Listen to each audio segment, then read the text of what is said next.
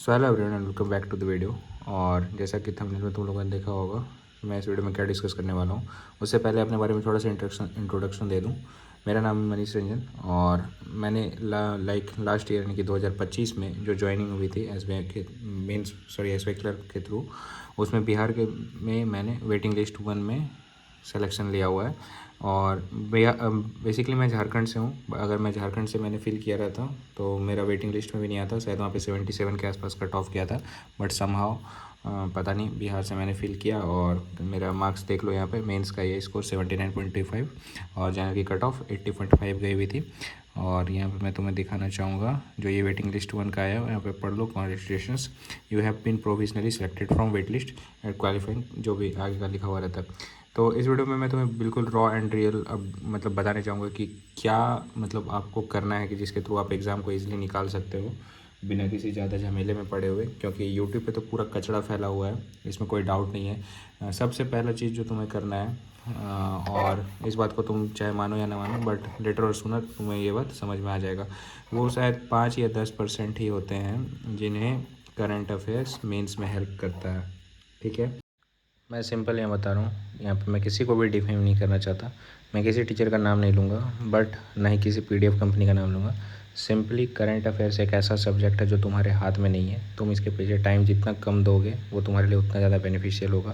क्योंकि मैं इसकी गलती भुगत चुका हूँ। मैंने काफ़ी ज़्यादा टाइम दिया था, लास्ट में मैराथन्स वगैरह देखे थे, अलग अलग कंपनी के पीडीएफ से सोचा कि यहाँ से मतलब अलग अलग नहीं, सिर्फ एक कंपनी को पकड़ा था, लेकिन पीडीएफ मैं सभी जगह कलेक्ट करता था।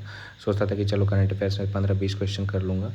बट बहुत ज़्यादा हाथ पैर मारने के बाद भी मेरा जो आउटकम निकला था वो मतलब करंट अफेयर्स का सेकेंड शिफ्ट में मैंने एग्ज़ाम दिया था, मैंने सिर्फ 2 क्वेश्चन कर पाए थे कॉन्फिडेंटली आउट ऑफ 50।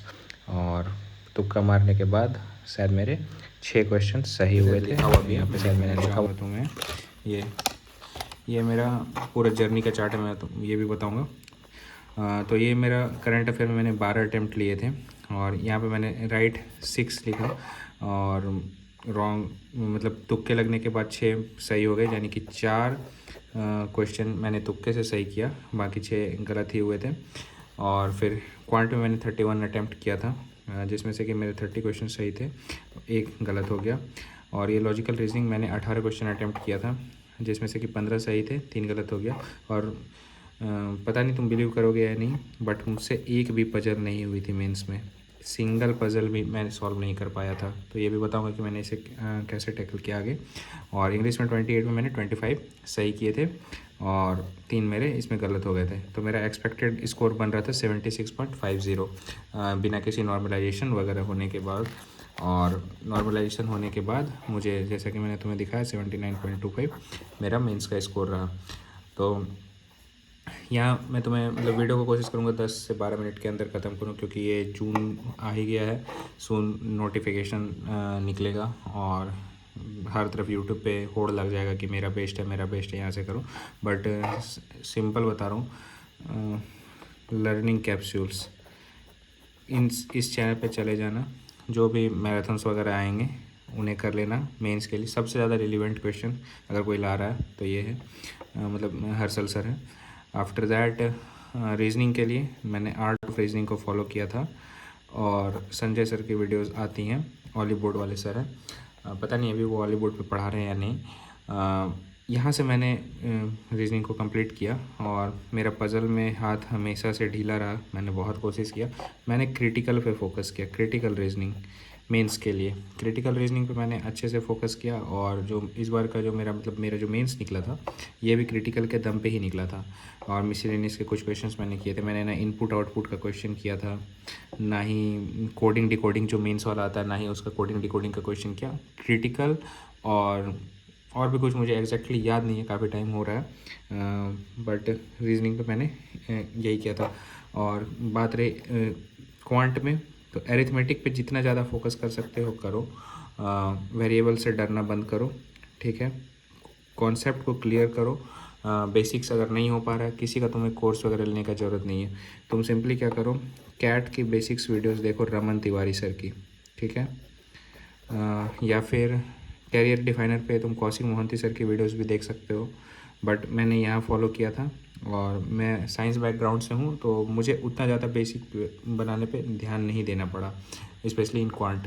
ठीक है, बट अगर तुम्हारा वीक है तो तुम किसी भी टीचर का बेसिक कर सकते हो, बट वही हो जाता है कि फिर कोर्स के चक्कर में बच्चे पड़ जाते हैं और बेसिक बेसिक करते करते ही प्री और मेंस निकल जाता है और फिर नेक्स्ट ईयर की रिपीटेशन में लग जाते हैं। तो इस चीज़ को जितना ज़्यादा अवॉइड कर सकते हो, एक चैप्टर पे हार्डली 1 दिन समय दो। अगर तुम कुछ काम नहीं कर रहे हो, टॉपिक उठाया तुमने, suppose time, speed and distance, 6 से 8 घंटे रगड़ के दे दो यूट्यूब पे।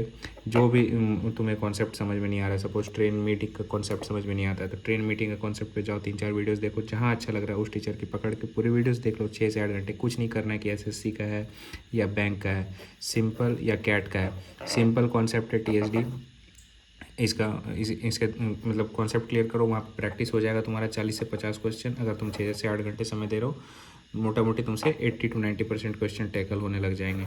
ठीक है, सिंपल यही चीज़ मैंने फॉलो किया हुआ था क्वांट के लिए। अब आ जाओ रीजनिंग के लिए।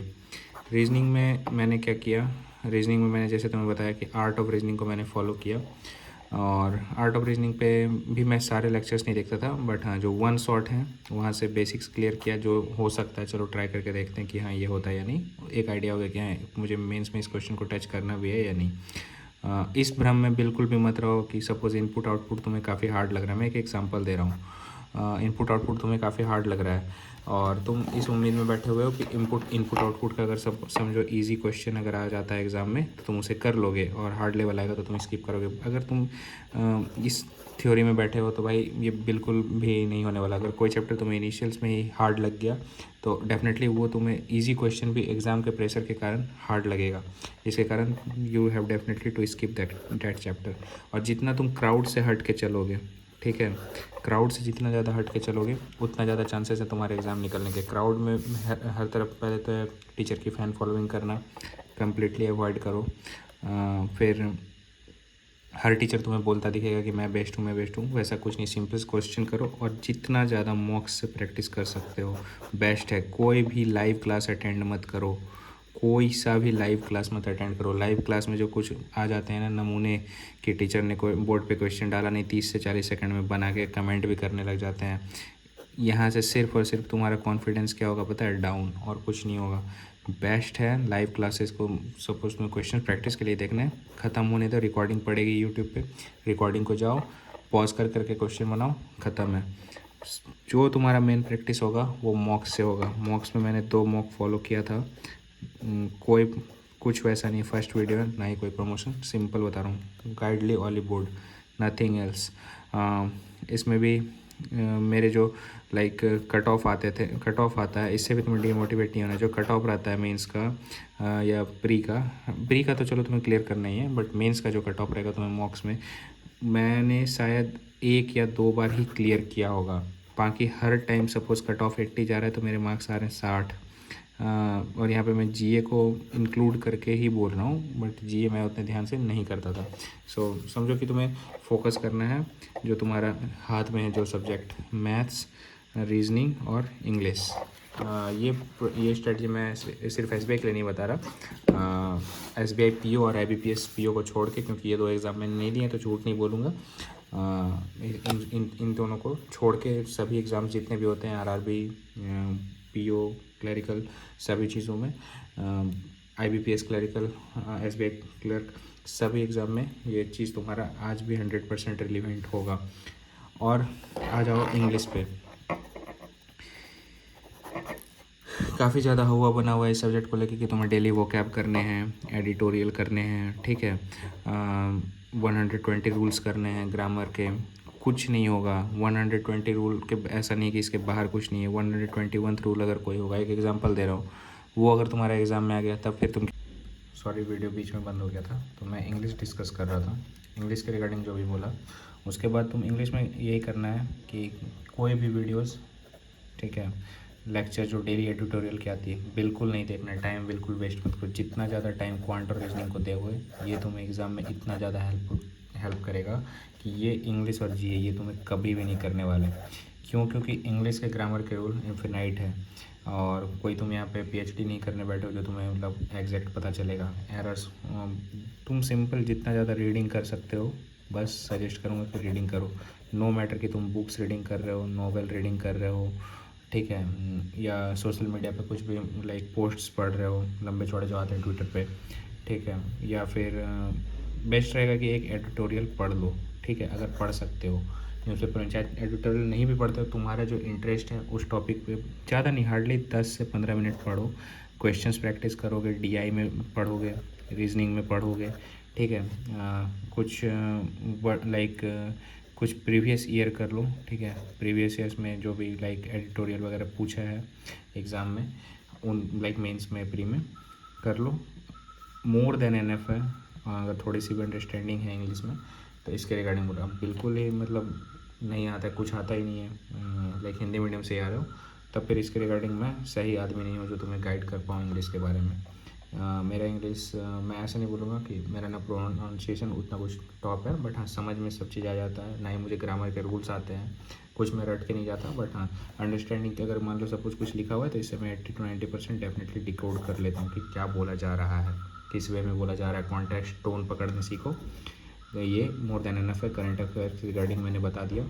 जो चीज़ें बिल्कुल भी नहीं करनी है, ठीक है, तुम्हें हर बंदा बोलता हुआ मिल जाएगा। सबसे पहला चीज़ जो नहीं करना है तुम्हें, ये जो टेबल्स और स्क्वायर का जो आता है ना, क्यूट क्यूट डायरी बना के लिखने का कि हाँ इतने टेबल मैंने लिख लिए, इतना दूर तक का स्क्वायर मुझे याद है। सपोज़ तुम 30 तक के स्क्वायर याद कर रहे हो, तुमसे वहाँ पे 39 का स्क्वायर पूछ दिया, क्या करोगे? फिर हताश हो जाओगे। बेटर है कैलकुलेशन की स्पीड अपनी जितना ज़्यादा बढ़ा सकते हो उतना बढ़ाओ, बिना पेन को उठाए कैलकुलेट करना सीखो। ये तुम्हारा सबसे ज़्यादा हेल्प करेगा। सपोज 79 का स्क्वायर आ गया या 31 का क्यूब आ गया, तब फिर क्या करोगे? बैठ के याद कर पाओगे? नहीं ना।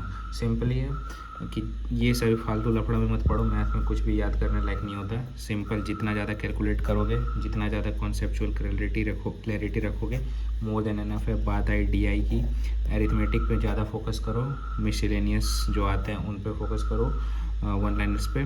डीआई अगर 4 आ रहा है तो 2 बनाओ, मेंस के मैं बात कर रहा हूँ, ठीक है। प्री में तो सारे ही बन जाते हैं, मुंह से बन जाता है, तो तुम्हारा काम हो जाएगा। अगर तुम्हें चाहिए कि मैं और वीडियोस लाऊं जो मेरे अपने लाइक इस यहाँ पर वीडियो को मैं ज़्यादा बड़ा नहीं करना चाह रहा हूँ। ये जो मैंने यहाँ पर लाइक मेरे जो प्रीवियस जर्नी है, मैंने ज़्यादा एग्ज़ाम नहीं दिया है, बट अगर तुम चाहते हो कि मैं इसे भी डिस्कस करूँ तो मुझे बोलो कमेंट में, और मैं और भी वीडियोस बनाना चाहूँगा। अगर तुम जानना चाहोगे कि वर्क कल्चर कैसा है, मेरी पोस्टिंग कैसी है, और like what after joining SBI, तो कमेंट कर सकते हो। और ये मेरा पहला वीडियो है, सो उतना कुछ नहीं, मैंने लाइक सिंपली उठाया फ़ोन और वीडियो बनाने लग गया, ऐसे ही दिमाग में आइडिया आया। तो till then take care and make sure to subscribe the channel. आगे मैं और भी अपडेट लाता रहूँगा। और मेरा नाम हुआ मनीष रंजन झा।